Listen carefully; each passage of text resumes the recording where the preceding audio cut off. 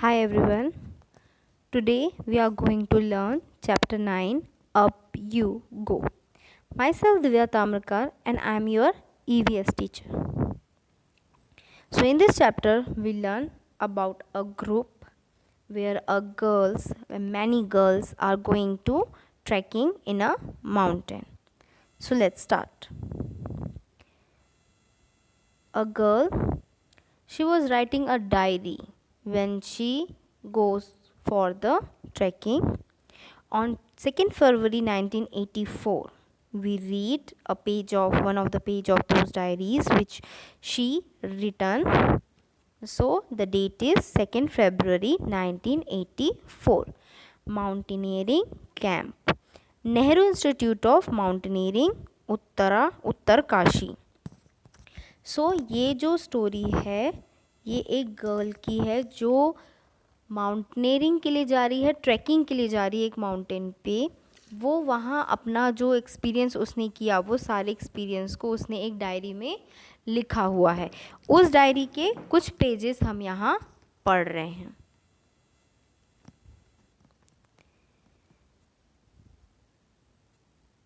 We were at the mountaineering camp and were very excited. 20 of us were teachers from Kendriya Vidyalayas. There were other women from bank and other institutes.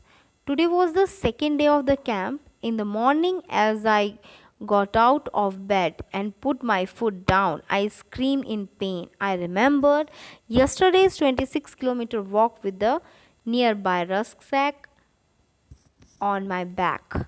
I was afraid to go back to that steep climb and the rough narrow path. ये जो girl है यही वो diary लिख रही है. सो वो उस माउंटेनियरिंग कैंप में जाने के लिए बहुत एक्साइटेड थे. 20 ऑफ अस मतलब वो एक ग्रुप था. कभी भी जब ट्रैकिंग के लिए जाते हैं या माउंटेन क्लाइंबिंग के लिए जाते हैं तो कभी भी सिंगल नहीं जाते और छोटा ग्रुप नहीं जाता. ऑलवेज मोर देन 20 या मोर देन 15 लोग ही ट्रैकिंग पे जाते हैं ताकि वो वहाँ पे एक दूसरे की हेल्प कर सके, एक दूसरे के साथ अच्छे से रह सके. अगर उनको कोई ज़रूरत हो तो कोई भी एक आदमी दूसरे की हेल्प कर सकता है. ओके, सो केंद्रीय विद्यालय से 20 टीचर्स थे और जो उनका ग्रुप था उसमें बहुत सारी लेडीज़ थी, बहुत सारे वुमेन्स थे जो कि बैंक से भी थे और दूसरे इंस्टीट्यूट से भी थे. तो आज उनका सेकेंड डे था कैंपनिंग के लिए. जब वो उठी सवेरे तो उनके पैर पर बहुत दर्द हुआ, इतना कि वो अपना पैर ज़मीन पर नहीं रख पा रही थी और वो दर्द से करा रही थी. फिर उनको याद आया कि कल उन्होंने 26 किलोमीटर्स वॉक किया था, वो भी नैरो पैथ और रॉकी पैथ में, और प्लस उनके कंधे पर एक बैग लटका हुआ था. जो बैग होता है उसे रस्क बैग कहते हैं. ये वो टाइप के बैग्स होते हैं जो माउंटेन क्लाइंबिंग के वक्त लोग यूज़ करते हैं.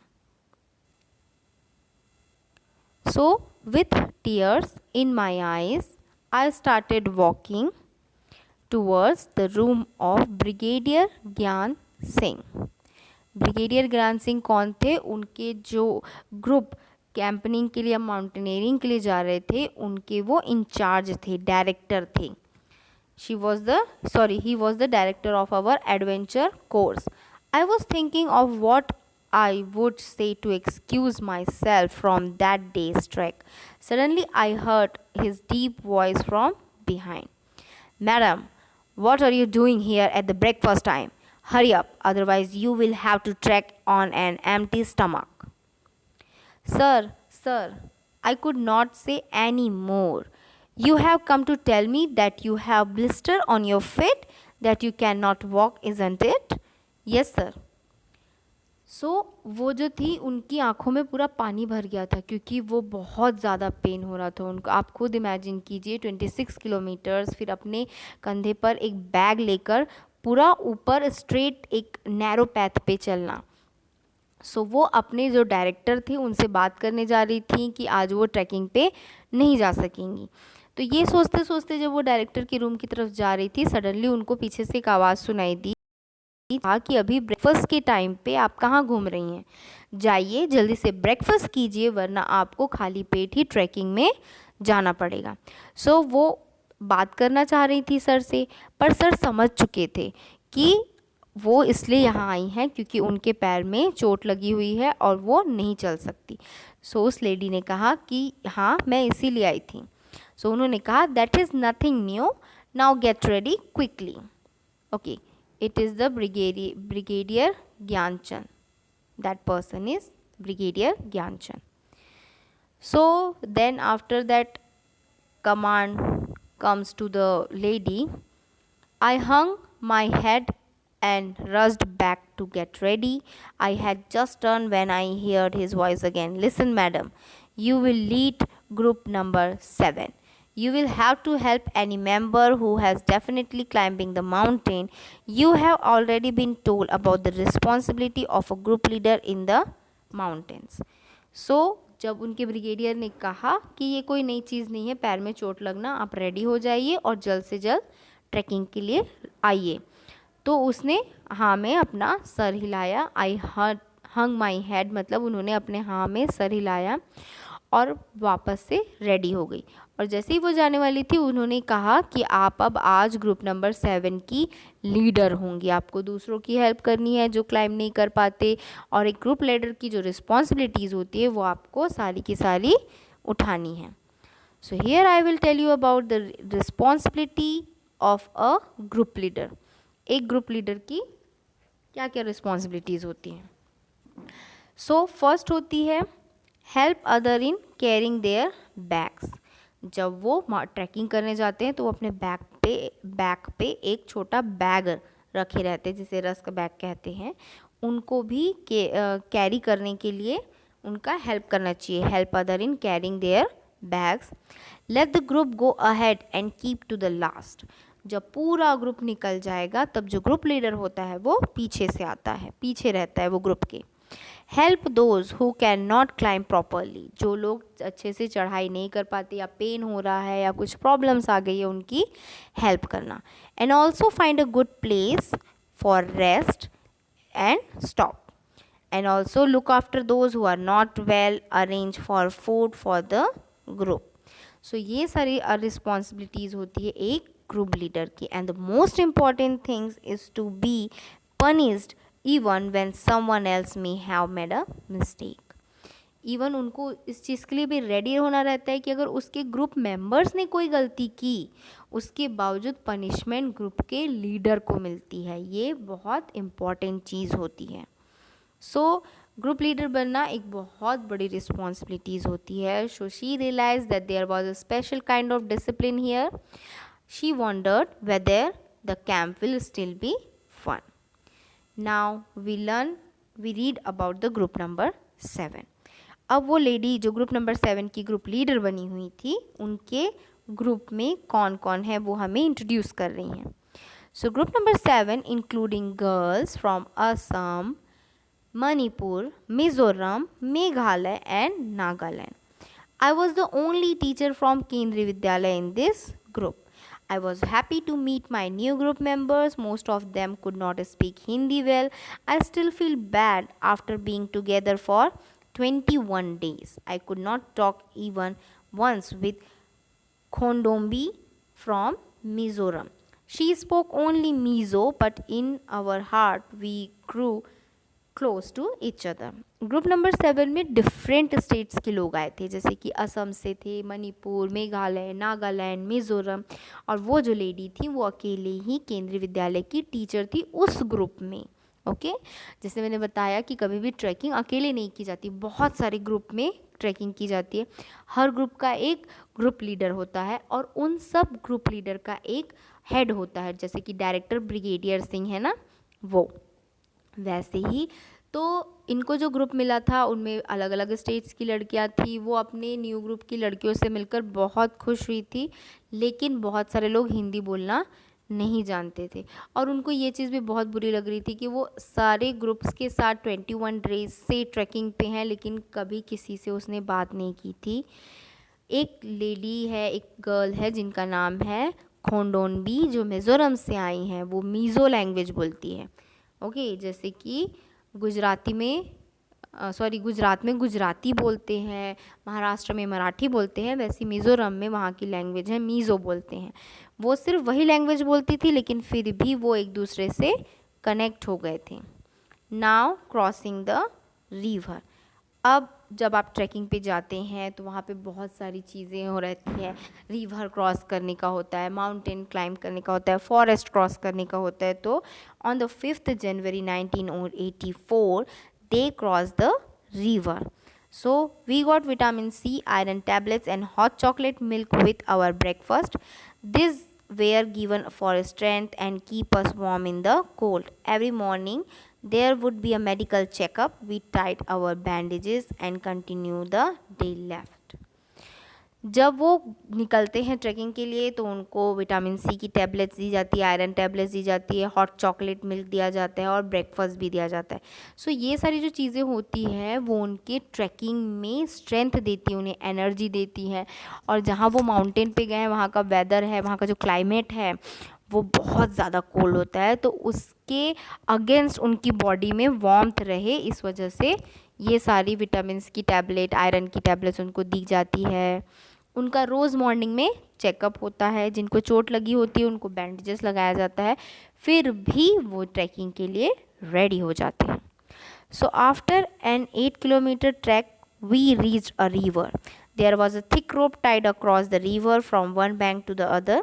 The rope was tightly fixed to the pegs or pitons on both sides. I was feeling nervous. I started thinking what should happen if the rope came out. I was trying to estimate how wide the river was. सो जब वो trekking शुरू किए तो 8 kilometre चलने के बाद उनको एक रिवर दिखाई दिया।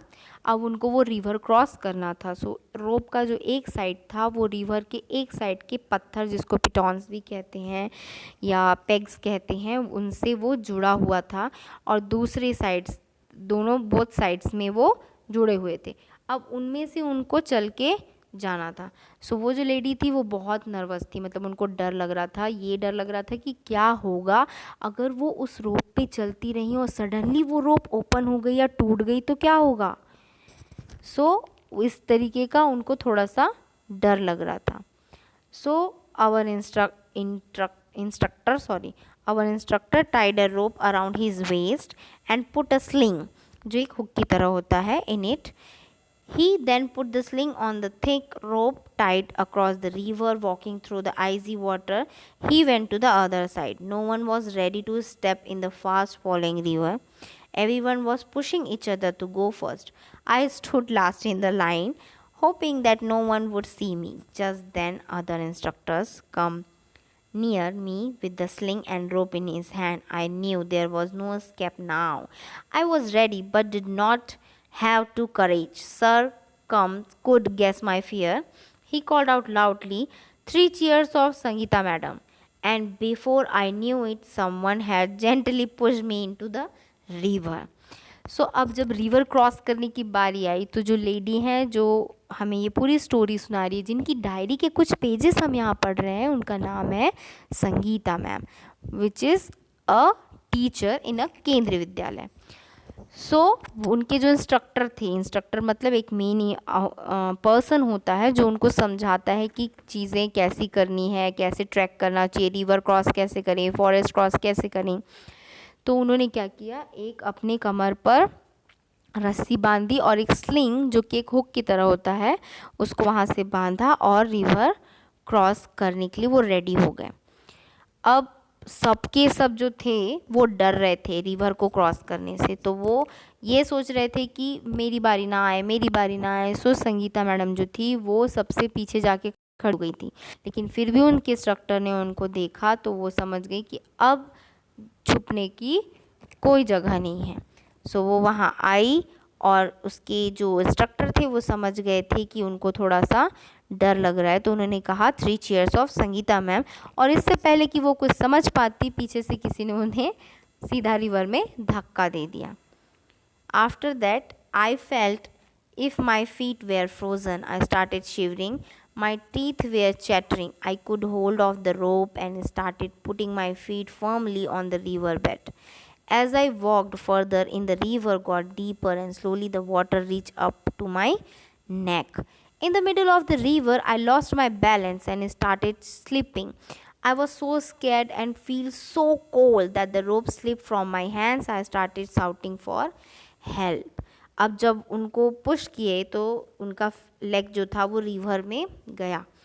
वो पूरा ठंडा था बहुत, और अब वो कांपने लग गई थी। उनकी जो टिथ थी वो एक दूसरे के साथ चैटरिंग करने लग गई थी। मतलब जैसे ठंड होता है तो हमारे दांत एक दूसरे से टकराते हैं ना, उसे चैटरिंग कहते हैं। सो उन्होंने अपने रोप को कस के पकड़ के रखा और धीरे धीरे वो आगे बढ़ने लगी। लेकिन जैसे जैसे वो आगे बढ़ रही थी, रिवर भी डीप होते जा रहा था और उनका जो वाटर का लेवल था वो उनके नेक तक पहुंच गया था, वो उनके गले तक पहुंच गया था। और जैसे ही वो रिवर के मिडिल पे पहुंची, उन्होंने अपना बैलेंस खो दिया। वो मिस बैलेंस हो गई और स्लिप करना शुरू हो गया और वो बहुत ज़्यादा डर गई थी। उनका रोप जो था वो स्लिप हो गया था और वो हेल्प के लिए चिल्ला रही थी। So I was sure I would be carried away by the river, but no, I found that I was tied with the rope to the sling. Hold the rope, hold the rope. I could hear the shouts. I somehow managed to get hold of the rope and pull myself forward slowly. With some courage, I reached the river bank. I felt a special kind of happiness as I come out the river, happiness on finishing a challenging task. Now, standing on the bank, I was calling out the others to hold the rope tightly. I knew this calm was a result of facing a challenge with courage. अब जब वो फिसल गई थी तो उनको बहुत डर लगा कि वो शायद रिवर के साथ बह जाएंगी, पर जब उन्होंने देखा तो किसी ने उन्हें रोप दिया था और स्लिंग दिया था।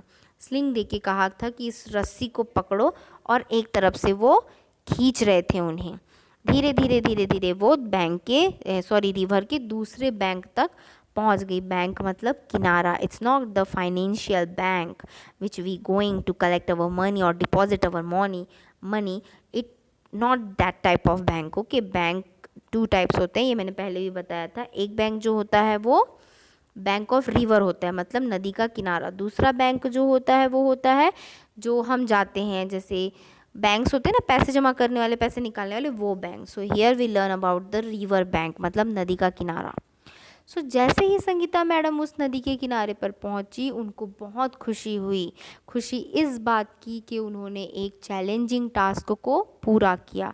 अब वो दूसरे छोर पर खड़ी थी रिवर बैंक के on the another side, and she has to encourage the other group member to cross this river.